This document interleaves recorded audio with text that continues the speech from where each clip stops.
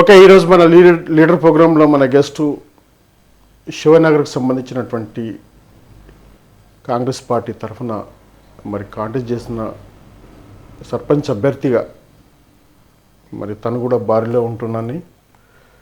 మరి తన పేరు వీరనల సత్యనారాయణ ముదిరాజ్.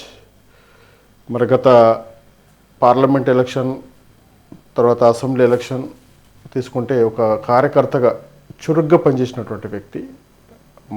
అటువంటి వ్యక్తి ఈరోజు మనతో ఉన్నారు. సార్ నమస్కారం. నమస్కారం సార్, ఎట్లా ఉంది గ్రౌండ్లో మీ గ్రామంలో సత్యనారాయణ సర్వీస్ చేసింది ఏంటంటే? ముందుగా అందరికీ నమస్కారం. నా పేరు వీరనాల సత్యనారాయణ, జిన్నారం మండలం శివానగర్ గ్రామం. అయితే ఇప్పుడు ప్రజెంట్గా అయితే ప్రభుత్వము కాంగ్రెస్ ప్రభుత్వం కాబట్టి ఇప్పుడు మంచి ప్రజల్లో మంచి స్పందన ఉన్నది. ప్రభుత్వం కూడా ప్రజారంజక పాలన అందిస్తుంది కాబట్టి పూర్తి సహకారం మీరు చూస్తున్నారు కదా. ఇప్పుడు గత అసెంబ్లీ ఎన్నికలకు మొన్న పార్లమెంట్ ఎన్నికలైతే పూర్తిగా వన్ సైడ్ వచ్చేసింది. మా జిన్నారం మండలి కానీ గుమ్మడిదల మండలి కానీ పొడంచేరు నియోజకవర్గంలో మెజారిటీగా కాంగ్రెస్ వైపు ఉన్నారు ప్రజలు. తప్పకుండా రాబో రోజుల్లో మంచి రోజులు వస్తాయి. ప్రజలు కాంగ్రెస్ పార్టీని ఆదరిస్తారని నేను గ్రహిస్తాను. అంటే కాంగ్రెస్ పార్టీకి ప్రజలు ఆదరించడం లేదు కదా. ఇక్కడ అసెంబ్లీ తీసుకో, ఇక్కడ పార్లమెంట్ తీసుకో, ఈ రెండు తీసుకుంటే కూడా ఓటమి పాలైంది కదా. నాది కొన్ని టెక్నికల్ ఇష్యూస్ వల్ల ఫెయిల్ అయ్యారు. కానీ వాస్తవంగా బీజేపీ బీఆర్ఎస్ పార్టీ లోపాయికారి ఒప్పందంతో వాళ్ళు గెలవడం జరిగింది. కానీ టెక్నికల్ మదన్న గారు కానీ అక్కడ కాట శ్రీనివాసన్న గారు కానీ గెలిచి ఓడిపోయారు. వాళ్ళు పూర్తి దగ్గర వచ్చి వాళ్ళు ముఖ్యంగా డబ్బులతో చాలా రోజులుగా 2 times బీఆర్ఎస్లో ఉన్న ఎమ్మెల్యే గారు ఆర్థికంగా మంచిగా నిలదొక్కున్నారు. కాబట్టి ఇప్పుడు చూస్తున్నారు కదా ఇప్పుడు ప్రజలు డబ్బులతోని పూర్తిగా అందరికీ కాదనట్లేదు కానీ డబ్బులు బాగా ప్రధాన పాత్ర పోషిస్తుంది. దాంతోపాటు కొద్దిగా ఇప్పుడు ఇక్కడ ఉన్న లోకల్ లీడర్లు కానీ కింది వాళ్ళకి కొద్దిగా వార్డు మెంబర్ స్థాయిలో వాళ్ళని బుగులు పట్టియడం, మేము లేకపోతే మళ్ళీ మీకు ఇవన్నీ ఇబ్బందులు అవుతాయని అట్లా చెప్పడం వల్ల అది బీఆర్ఎస్ కొద్దిగా అనుకూలంగా రావడం నేను అనుకుంటున్నాను. ఓకే, ఇప్పుడు మీరు సర్పంచ్ కాంటెస్టెడ్గా మీరు ఖర్చు పేశారు. అసలు ఏముంది మీకు అర్హత? మీరు ఖర్చు వేయడానికి, మీరు కాంటెస్ట్ చేయడానికి ఏముంది? మీరు ఏం సర్వీస్ చేశారు ఊర్లో? నేను గత 2001 నుంచి 2000 రాష్ట్రం ప్రత్యేక రాష్ట్రం ఏర్పడడానికి పూర్తి స్థాయిలో 14 సంవత్సరాలు ఒక టీఆర్ఎస్ పార్టీ నుంచి ఒక తెలంగాణవాదిగా తెలంగాణకు అన్యాయం జరిగిన విషయాలు నేను తెలంగాణ స్టడీ ఫోరం నుంచి కానీ తెలంగాణ ఇష్యూస్లో కొన్ని పత్రికలు చదవడం వల్ల తెలంగాణ మాకు వస్తే మా ప్రజలకు, మా యువతకు, మాకు మేలు జరుగుతుంది, మా పరిపాలన కావచ్చు, ఆత్మగౌరవం కావచ్చు, మా ప్రత్యేక రాష్ట్రం వస్తే అందరికీ ఉపయోగపడుతున్న ఉద్దేశంతో 2001లో పొడంచేరులో అప్పుడు ప్రస్తుతం అక్కడ ఉండడం వల్ల పొడంచేరు మొట్టమొదటి టౌన్ ప్రెసిడెంట్గా పనిచేశాను. ఆ తదుపరి 2004 నుంచి 2008 వరకు మండల జనరల్ సెక్రటరీ పనిచేశాను. జగ్గారెడ్డి ఎన్నికకు ప్రధాన పాత్ర పోషిస్తాను. అటు రాష్ట్రం ఏర్పడిన తర్వాత ప్రస్తుతం ఉన్న ఎమ్మెల్యే జిఎంఆర్ గీడ 2 times నేను పూర్తి సహకారం అందించాను. ఇక్కడ మా మండలం అప్పుడు లేకుండే కాబట్టి అప్పుడు మైపాల్ రెడ్డి గారు జిన్నారం మండలం నుంచి సత్యనారాయణ గారు పూర్వ యాక్టివ్ క్యాండిడేట్ కాబట్టి కొద్దిగా తెలంగాణవాది అని మనం వాడుకోవడం జరిగింది. మొత్తం మండలం అయితే కాకుండా ఒక 5 విలేజ్ని ఇన్ఛార్జిగా పెట్టి 5 విలేజ్లో కూడా నేను లీడ్ ఇవ్వడం జరిగింది నా ద్వారా. మీరు బీఆర్ఎస్ పార్టీలో కూడా పనిచేశారా?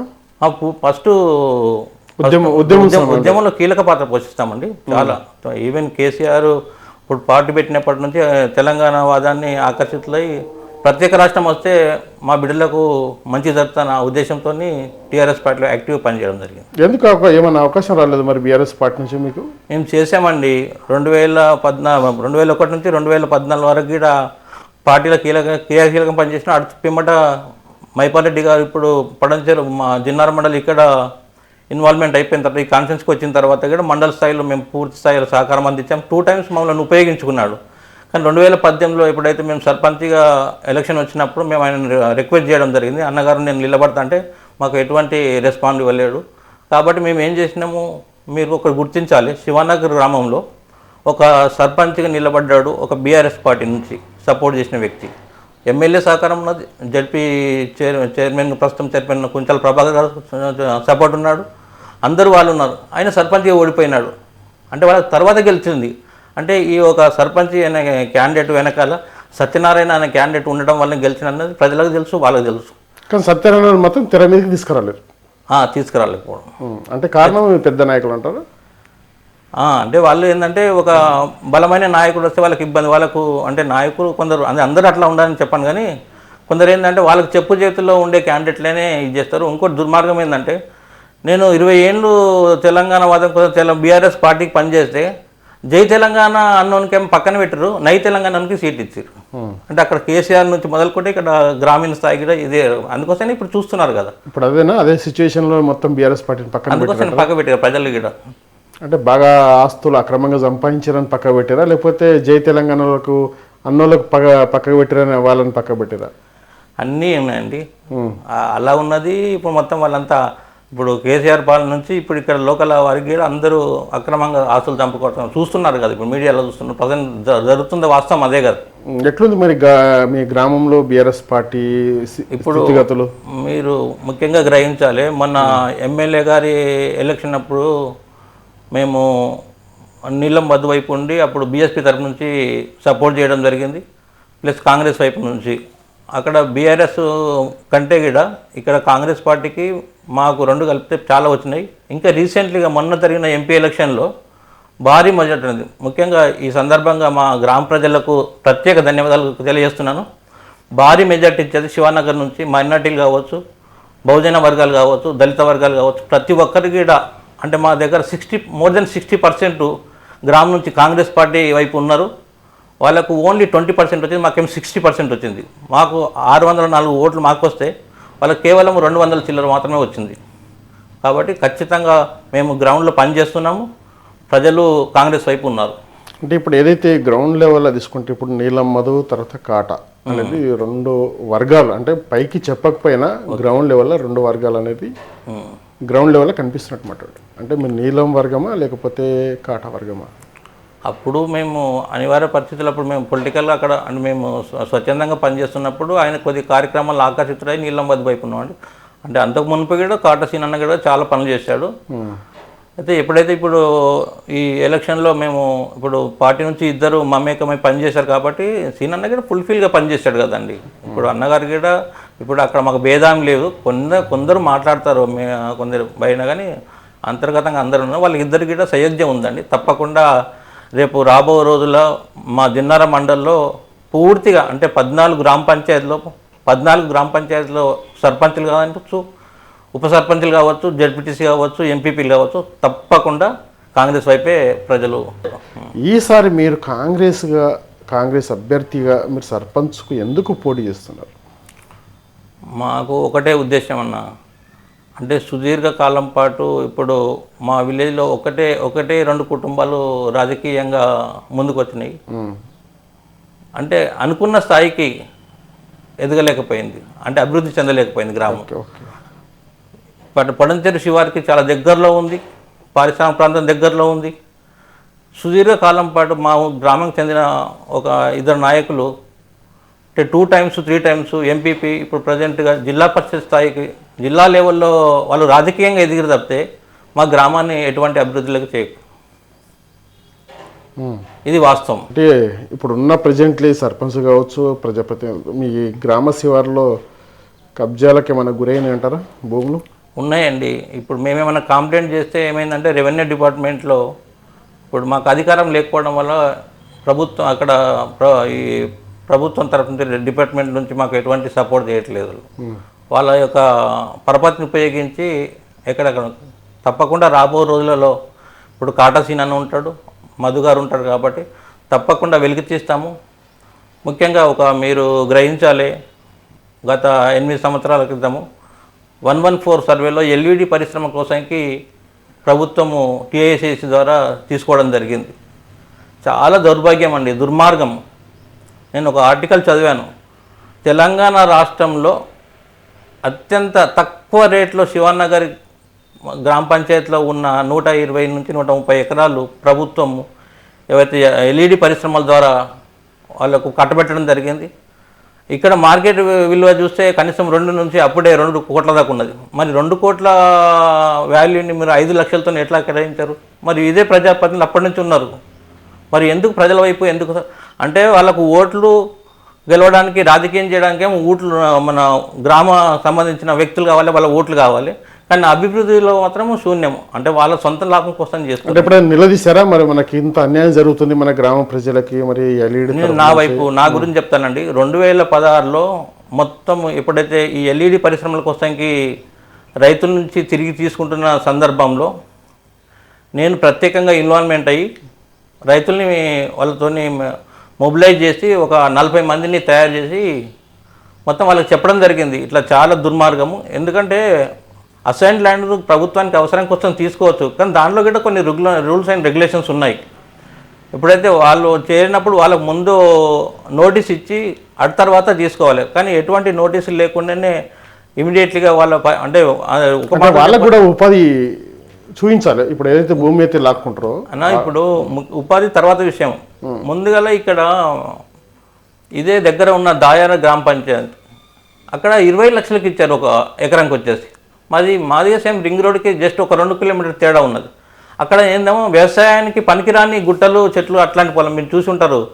ఏది ఆరోగ్య పరికరాల కోసం ఇచ్చిన ల్యాండ్ అక్కడ 18 లక్షలు 20 లక్షలు కేటాయిస్తే ఇక్కడ 5 లక్షలు ఎందుకు కేటాయిస్తారని మేము రైతులని మెమోకేం చేసి వాళ్ళని మన జిల్లా కలెక్టర్ దగ్గర తీసుకుపోయి ధర్నా చేసి వాళ్ళకి మెమరడం ఇవ్వడం జరిగింది. అంటే ఆ పరిస్థితులు ఏం చేశారు, ఇది ఎక్కడికో వెళ్తుందని ఇక్కడున్న స్థానిక నాయకులు అందరు కలిసి ఏం చేశారు, అక్కడ రైతులను మోసం చేసి ఇమీడియట్గా తెల్లారే ఇక్కడ టెంట్ వేసేసి ఎంఆర్ఓ గారి దగ్గర మొత్తం చెక్కులు ఇష్యూ చేయడం జరిగింది. పాపం వాళ్ళకి వాస్తవాలు తెలియదు అసలు. ఓకే, వీళ్ళకు తెలుసు, అన్నీ తెలుసు. 2013 చట్టం ప్రకారం ఇవ్వాలన్న రూల్ తెలుసు. ఇదే మా గ్రామ సంబంధించిన ఒక వ్యక్తి, సుదీర్ఘ రాజకీయ అనుభవం ఉన్న ఆ వ్యక్తి మల్లన్న సాగర్లో పోయేమో 2013 చట్ట ప్రకారం ఇవ్వాలి, అక్కడ రైతులకు అన్యాయం జరిగిందని అప్పుడు కాంగ్రెస్ ఉన్నాడు ఆ ప్రతినిధి. అక్కడ పోయి ధర్నా చేస్తాడు. మరి తన గ్రామానికి తన గ్రామ ప్రజలు ఓటు వేసి ఈ స్థాయికి వచ్చినటువంటి ఈ వ్యక్తి ఏమో 5 లక్షల రూపాయలు 3 లక్షల రూపాయలు ఎలా ఇస్తారని ప్రభుత్వాన్ని నిలదీయకపోగా ఇమీడియట్లీ వాళ్ళకి ప్రభుత్వానికి సహకారం చేసి రైతులు నట్టేట ముంచారండి. ఇది వాస్తవం. ప్రజలు ఇప్పుడు రాను తెలుసుకుంటున్నారు. తప్పకుండా మేము ఇప్పుడు ఓట్లు కూడా మారడానికి ప్రధాన కారణం అదే. సుమారు ఒక 100 మంది రైతులు దానివల్ల వాళ్ళ పొట్ట కొట్టుకున్నారండి, ఒక మాట చెప్పాలంటే. ఓకే, ఇప్పుడు ప్రతి సర్పంచ్గా ఎన్నికైన సర్పంచ్ కావచ్చు, ఎన్నిక కాబోయే సర్పంచ్ కావచ్చు, చేసేది అడిగితే ఏం చెప్తారంటే డ్రైనేజీ, స్ట్రీట్ లైట్ అవే కావాలంటారు. అంటే జనరల్గా మనకి ఇప్పుడు ఏదైతే రింగ్ రోడ్డుకు నియర్ బై ఏదైతే మీ విలేజ్ ఉందో దానికి పెద్ద మొత్తం అంటే పబ్లిక్ తర్వాత యూత్కు చదువుకున్నటువంటి విద్యార్థులకు ఉపయోగపడేటటువంటి అంశం ఏమన్నా తీసుకురాబోతున్నారా? తప్పకుండా అండి. వాళ్ళు అక్కడ రైతులకు అన్యాయం చేసింది కాబట్టి మేము రాబో రోజుల్లో ఒక ప్రజాప్రతినిధిగా, సర్పంచ్గా కావచ్చు, మండల స్థాయి కాదు, ఒకవేళ సీనన్న గారి మదన్న గారి అభిష్టం మేరకే, ఎందుకంటే పార్టీ నిర్ణయిస్తుంది సర్పంచ్గా ఎవరు నిలబడాలి ఎవరు వద్దనేది. ఖచ్చితంగా పార్టీ నిర్ణయాలకు కట్టుబడి ఉంటాను. నేను అవకాశం ఇస్తే తప్పకుండా నా వంతు కృషి చేస్తాను. ముఖ్యంగా మా దగ్గర చాలామంది ఎడ్యుకేటెడ్స్ ఉన్నారు. 10th క్లాస్ మొదలుకొని డిగ్రీ, పీజీ, టెక్నికల్, ఇంజనీరింగ్ చదివిన విద్యార్థులు ఉన్నారు. వాళ్ళు సుదీర్ఘ దూరం పోయి బహుశా వాళ్ళు ఒక 50-60 కిలోమీటర్లు పోయి జాబ్ కోసంకి పోవడం జరుగుతుంది. కాబట్టి ఇంకా ఎవరైనా ఉంటే తప్పకుండా రాబో రోజుల్లో మా దగ్గర పరిశ్రమలు రాబో రోజుల్లో ఏర్పడుతున్నాయి. కాబట్టి వాళ్ళకు అంటే ఎలిజిబిలిటీ బట్టి తప్పకుండా మా సహకారంతో, మా నియోజకవర్గ లీడర్లతోటి, ప్రభుత్వం ద్వారా భూమిలో కోల్పోయిన కుటుంబాలకు తప్పకుండా ప్రతి ఇంటికి కనీసం వాళ్ళు ఒకవేళ చదివే ఎలిజిబిలిటీ ఉన్న వాళ్ళకి తప్పకుండా ఆ పరిశ్రమలో అవకాశం రావడానికి నా వంతు కృషి చేస్తాను. జరిగిందా ఇప్పటివరకు ఈ 5 ఏళ్ళలో ఏమైనా అభివృద్ధి జరిగిందంటారా మీరు గ్రౌండ్ లెవెల్లో ఉంటే? గ్రౌండ్ నామినల్ అభివృద్ధి అండి. ఇప్పుడు జనరల్గా మేము ఒక చిన్న ఎగ్జాంపుల్ చెప్తాను. 1975లో మా చుట్టుప్రక్కల జిన్నారం మండలం, అప్పుడు మండలం లేదు, నర్సాపూర్ తాలూకానే ఫేమస్ అండి. అంటే జడ్పీ స్కూల్, జిల్లా పరిషత్ స్కూల్ అనేది అప్పుడు శివానగర్లో ఉన్నది 1975లో. ఇప్పుడు 2025 అంటే 50 ఏళ్ళు గడిచినా అప్గ్రేడ్ కాలేడు. సేమ్ అనిపిస్తుంది నాకు. ఎందుకంటే అప్పుడే మా దగ్గర చుట్టుపక్కల 12-16 విలేజ్ల నుంచి మనం చదువుకోవడానికి వచ్చేవాళ్ళు. ఎక్కడ లేకుండే. మరి అప్గ్రేడ్ చేసి ఇప్పటి వరకు కనీసం డిగ్రీ స్థాయికి తీసుకుపోవాల్సిన అవసరం ఉండే. ఎందుకంటే ప్రభుత్వం చాలామంది బీద వాళ్ళు ఉంటారు ఆ చుట్టుప్రక్కల, ముఖ్యంగా మా విలేజ్లో వాళ్ళు ఆ పిల్లలు రైతులు, చిన్న చిన్న కార్మికులు ఉన్నారు. వాళ్ళ పిల్లల్ని ఇప్పుడు సుదూర ప్రాంతాలకు పంపించడం జరుగుతుంది. ముఖ్యంగా డబ్బుతో కూడుకున్నది ప్రైవేట్ స్కూళ్ళలో. ఇప్పుడు చాలా నాణ్యతమైన స్కూల్స్ వచ్చినాయి, ఇప్పుడు స్టాఫ్ ఉన్నాయి. వాళ్ళని ఉపయోగించుకోవడానికి వీరు సరైన పద్ధతిని ఇన్వాల్వ్మెంట్ చేయలేదు ప్రభుత్వం ద్వారా. ఇప్పుడు జిల్లా పరిషత్లో ఉన్నాడు కాబట్టి ఒక కేటాయించి అప్గ్రేడ్ చేసి కనీసం ఒక ఇంటర్మీడియట్ స్థాయికి తీసుకొచ్చిన ఉంటే మా పేద విద్యార్థులకు ఉపయోగపడుతుంది. ఓకే, ఇప్పుడు అక్కడ ప్రజెంట్ బీఆర్ఎస్ పార్టీ సర్పంచ్ ఉన్నారు. ప్రెసిడెంట్గా అందరూ వాళ్ళేనండి. గత 10 years నుంచి కూడా బీఆర్ఎస్ సంబంధించిన జెడ్పీటీసీ, బీఆర్ఎస్ సంబంధించిన సర్పంచ్, బీఆర్ఎస్ సంబంధించిన ఎంపీటీసీ, వార్డ్ మెంబర్తో సహా ప్రస్తుతం. అంటే సర్పంచ్ గారు నిధులు అడగలేదా, లేకపోతే అభివృద్ధి విషయంలో ఎమ్మెల్యే గారికి ఆయనకు సంప్రదించలేడా, లేకపోతే అక్కడ మీ దగ్గర జడ్పీ చైర్పర్సన్ కూడా మీ మండలే ఉన్నట్టు సమస్యలు వాళ్ళ దగ్గర తెలుసండి. అంటే ఇప్పుడు ఏ నాయకుడైనా కానీ ఎప్పుడైతే బిఫోర్ ఎన్నిక కాకముందుకు నేను అది చేస్తా ఇది చేస్తానే అంటాడో, తర్వాతగా వాళ్ళు పట్టించుకోవాలి. ఇప్పుడు ఏ నాయకుడు ఇప్పుడు మీరు కూడా చెప్తారు కదా, ఇప్పుడు మీరు కూడా కావచ్చు, ఎవరైనా కావచ్చు కదా, నేను గెలిచిన తర్వాత ఇది చేస్తానని చెప్తాను. నా గురించి మీకు కొద్దిగా చెప్పాలండి. 2018లో మేము ఒక పూర్వ విద్యార్థులం అందరం కలిసి ఒక 20 మందికి సమీకరించి, అవి పాపం ఎప్పుడో మనం 1975-80 ప్రాంతంలోనే మనకు స్కూల్లో వెళ్ళినప్పుడు పరిశీలించినప్పుడు చాలా దుర్భరమైన పరిస్థితి. అంటే క్లాస్ రూమ్లోకి వెళ్తే అక్కడ ఫర్నిచర్ లేదండి. అంటే టేబుల్స్, కూర్చోవడానికి పిల్లలు అవన్నీ లేవు. స్పందించి ఎంబడి ఏం చేసామంటే మేమే షేర్ చేసుకొని కొద్దిగా టాప్ విద్యార్థులకు వాళ్ళకు కొద్దిగా సపోర్టింగ్గా, ఎవరైతే 10th క్లాస్ 9th క్లాస్ నుంచి విద్యార్థులు మీరు మంచిగా చదవండి, మేము సపోర్ట్ చేస్తామని వాళ్ళకు టాపర్స్కి అదే మామూలుగా క్యాష్ ప్రైజ్ ఇవ్వడం జరిగింది. వాళ్ళకు టీచర్స్ కూడా వాళ్ళకి కొద్దిగా మొబిలైజ్ చేశాము. మేము ఎప్పుడప్పుడు ఇక్కడ నుంచి పోయి ఉస్మానియా యూనివర్సిటీలో ఇప్పుడు ఒక అడ్మినిస్ట్రేషన్గా పనిచేస్తున్నాడు మా పూర్వ విద్యార్థులు ఉన్నారు. ఇంజనీరింగ్ రాష్ట్ర స్థాయిలో ఒక పేరుగాంచిన మా పాఠశాల ఈ దుర్భర పరిస్థితులు కాబట్టి ఈ పరిస్థితి పోవాలంటే మా వంతు మేము కృషి చేస్తామంటే మేము అసోసియేషన్గా ఏర్పడి గత 7 సంవత్సరాల నుంచి కూడా అక్కడ ఎవరైతే టాపర్స్ 10th క్లాస్లో వస్తున్నారో వాళ్ళకి సహకారం అందిస్తున్నాము. ఇతరత్ర సహకారం కూడా అందిస్తాం. మీరు ఏ సహకారం అందించాలని మీ అసోసియేషన్ ద్వారా అందిస్తున్నాం. అది కాక ఇప్పుడు ఎప్పుడైతే నీలం మధు గారు వచ్చిన తర్వాత కాట చిన్న గారు కానీ విలేజ్లో చాలామంది, ముఖ్యంగా మీరు గ్రహించడం వాళ్ళచింది, నేను మామూలు ఒక వార్డు మెంబర్ గాను, ఒక సర్పంచ్ని కాదు, ఏమీ కాదు, రాజకీయంగా ప్రజాప్రతినిధిగా ఎప్పుడు లేను. 2009లో ఒకసారి కాంటాక్ట్ చేయడం జరిగింది. దురదృష్టపత్రం అప్పుడు ఓడిపోవడం జరిగింది. అటు పిమ్మట నా ఉద్దేశం ఏంటంటే గ్రామీణ ప్రాంతాల్లో ఎప్పుడో అంటే మేము తిరిగిన ప్రాంతాలు మన ఊరికి ఏమన్నా చేయాలి, ఏదన్నా ఒక సంకల్పం ఉండే. దాన్ని అనుగుణంగా మేము 2018లో డీబీవీ అసోసియేషన్ పెట్టాము. అటు పిమ్మట ఎన్ఎంఆర్ ఈ నీలం మధు గారి ఆధ్వర్యంలో చాలా సేవా కార్యక్రమాలు. ఓకే, నాది ఫేస్బుక్ ఓపెన్ ఉంటుంది, మేము చూస్తే మీరు పూర్తిగా అవగాహన అవుతుంది. చాలామంది నిరుపేదలు చాలా దుర్భరమైన పరిస్థితులు ఉన్నది. ఎందుకంటే పరిశ్రమలు లేవు, జాబులు లేవు. ఏదైనా ఇబ్బందులు వచ్చినప్పుడు మేము పోయి చెప్పాము, ఇప్పుడు మీకు ఏమైనా ఇబ్బందులు ఉంటే మాకు అన్న లాంటి ఒక దేవుడు లాంటివి దొరికిండు, మీకేమో సహాయకరం అంటే తద్వారా మేము చాలామంది మీరు నమ్ముతున్న 100-150 మందికి సహకారం చేయడం. కనీసము అంటే ఇప్పటి వరకు నా దగ్గర డేటా ఉంది.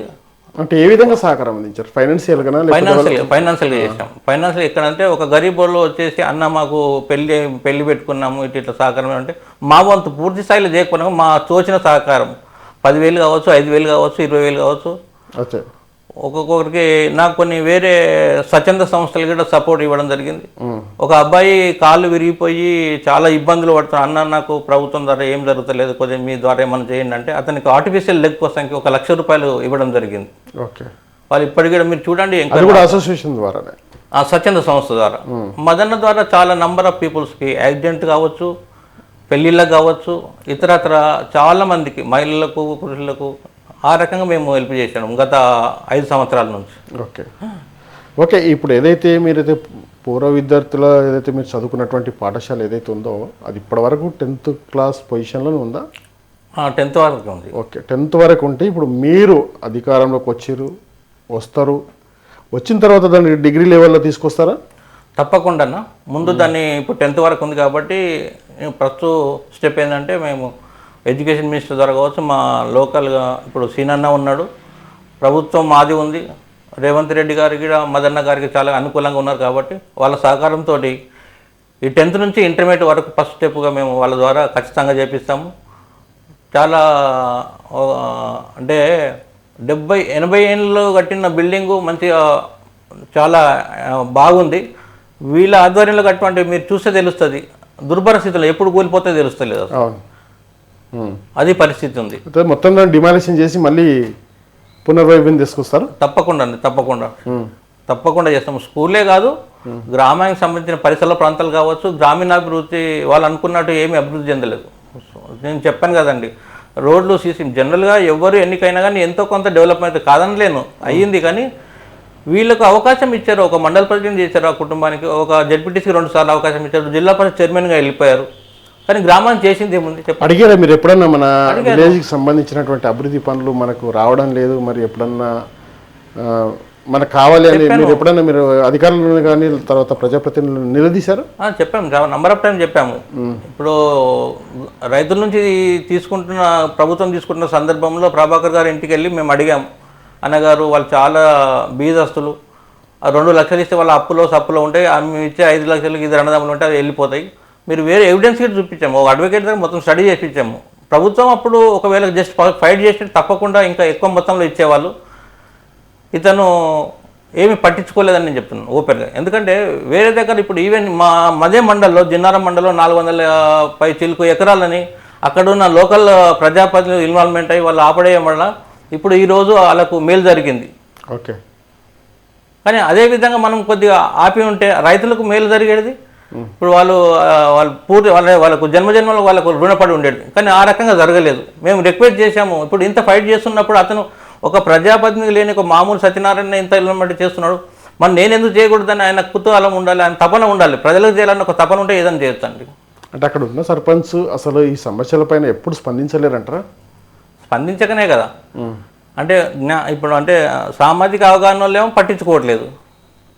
అందుకోసం నేను ప్రజలకు కోరుకునేది ఏంటంటే, ఒక మంచి వ్యక్తులకు పూర్తి స్థాయిలో అవగాహన వ్యక్తులకు ఇవ్వండి, సమాజం మీద అవగాహన ఉండాలి. కలెక్టర్ కావచ్చు, ఎంఆర్ఓ కావచ్చు, అవసరం అనుకుంటే ముఖ్యమంత్రి దగ్గరికి తీసుకెళ్ళి ఆ సమస్యను తీర్చేటువంటి నాయకులకు సపోర్ట్ ఇస్తే ఊరికి మంచి జరుగుతుంది, యువతకు మంచి జరుగుతుంది, అందరికి మంచి జరుగుతుంది. వచ్చే మీరు మీ గ్రామంలో ఉంటుంటూ ప్రతి సమస్య అనేది మీకు బాగా ఐడెంటిఫై ఉంటుంది. అవును, అది ఏ విధంగా సాల్వ్ చేయాలి ఏదనేది, డ్రైనేజీ కావచ్చు, ఒక చిన్న నుంచి పెద్ద అభివృద్ధి విషయంలో తీసుకుంటే డ్రైనేజీ కావచ్చు, బిల్డింగ్ విషయంలో కావచ్చు. ఇవి కాకుండా పబ్లిక్ తర్వాత ఏదైతే ఇప్పుడు చదువుకున్నటువంటి స్టూడెంట్స్ బయట జాబ్ చేసుకోవడానికి ఒక 10 కిలోమీటర్లు 20 కిలోమీటర్లు పోతున్నారు, అటువంటి పరిశ్రమలలో ఉపాధి కల్పించే అవకాశం మీరు చేస్తారంటారు? తప్పకుండా మరి. ఎందుకంటే మా విలేజ్ పరిసర ప్రాంతంలో ఎల్ఈడి పరిశ్రమలతో పాటు ఇతరత్ర మ్యానుఫ్యాక్చరింగ్ యూనిట్స్ వస్తున్నాయి. తప్పకుండా ఇంతకుముందు చెప్పినట్టు ఎవరైతే దానికి తగ్గట్టు ఎవరైనా ఎలిజిబిలిటీ ఉంటే తప్పకుండా ఆ నిరుద్యోగులని తప్పకుండా ఆ పరిశ్రమలతో తప్పకుండా వాళ్ళ అవసరం అనుకుంటే మేము వాళ్ళని రిక్వెస్ట్ చేస్తాము. ఎందుకంటే వాళ్ళు మాట ఇచ్చారు, పరిశ్రమలు వస్తే తప్పకుండా మేము సపోర్ట్ చేస్తామన్నారు. ఆ దిశగా మా వంతు తప్పకుండా ముఖ్యంగా యువత కోసం పూర్తి సహకారం అందిస్తాము. వాళ్ళకు అంటే ఆర్థికంగా నిలదొక్కుకోవడానికి, ఒక ఎంప్లాయ్మెంట్ కల్పించడానికి నా పూర్తి సహకారం అందిస్తాను. చూస్తున్నారా మీరు గ్రౌండ్ లెవెల్లో తిరుగుతున్నారా, మీరు గడప తిరుగుతున్నారా? తప్పకుండా బారిలో ఉంటానని 5-6 ఇయర్స్ నుంచి ఇప్పుడు మేము పూర్తి స్థాయిలో గ్రామం మీద కాన్సన్ట్రేట్ చేసాము. కాబట్టి ఈరోజు ఇప్పుడు మా ప్రతిఫలం చూస్తున్నారు కదండి. ఇప్పుడు అంటే అక్కడ ఉన్న సర్పంచ్, వార్డు మెంబర్ స్థాయి నుంచి తీసుకుంటే జడ్పీ స్థాయి వరకు అందరూ లీడర్ వాళ్ళే. మరి కాంగ్రెస్ పార్టీకి 60% ఎట్లా వచ్చిందండి? ప్రజల్లో మార్పు వస్తుంది, తప్పకుండా ఆదరిస్తారు. ముఖ్యంగా ప్రజెంట్గా ఇప్పుడున్న ప్రభుత్వం కాంగ్రెస్ ప్రభుత్వం ప్రజారంజక పాలన సాగిస్తుంది. కాబట్టి ప్రభుత్వం ద్వారా, కాంగ్రెస్ పార్టీ ద్వారా చాలామంది వీళ్ళు చెప్పారు, మాయమాటలు అయినాయి. వాస్తవాలు చెప్తున్నారు, నేను అనట్లేదు, వాస్తవాలు మీరు అందరు చూస్తున్నారు. డబుల్ బెడ్రూమ్ అన్నారు, ఏమైంది? యువతకు ఉద్యోగాలు అన్నారు, ఏమైంది? మళ్ళీ విలేజ్లలో చాలామందికి ఇల్లు లేని వాళ్ళకు, పేదలకు సహకారం చేస్తామన్నారు. అన్ని క్వశ్చన్ మార్కే ఉంది. కాబట్టి ఎక్కడ అంటే మీరు కూడా ఇంప్లిమెంటేషన్ చేస్తామని చెప్పేసి మీరు తప్పకుండా మరి ఇప్పటి వరకు ఏం లేదు. ప్రభుత్వం ద్వారా మొన్న ఇప్పుడు కేవలం ఇప్పుడు 6 నెలల్లో వచ్చిన నెల రోజుల నుంచే 1-2 నెలలు మీకు చూశారు. వాస్తవంగా 10 సంవత్సరాల తర్వాత రేషన్ కార్డు కూడా ఇవ్వలేరు. అంటే ఇప్పుడు ప్రభుత్వం వచ్చిన తర్వాత వాళ్ళు అప్లికేషన్ తీసుకోవడం జరిగింది, అందరికీ ఇస్తారు. ఎవరైతే నిరుపేదలు ఉన్నారో వాళ్ళకు ప్రభుత్వం ద్వారా ఆల్రెడీ 6 గ్యారంటీలు రాష్ట్ర ప్రభుత్వము కాంగ్రెస్ పార్టీ నుంచి ఇవ్వడానికి రెడీగా ఉన్నది.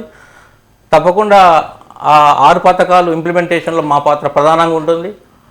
ఆల్రెడీ ఇప్పుడు 0 నుంచి 200 యూనిట్ల వరకు ఫ్రీ ఇంప్లిమెంట్ అయ్యింది.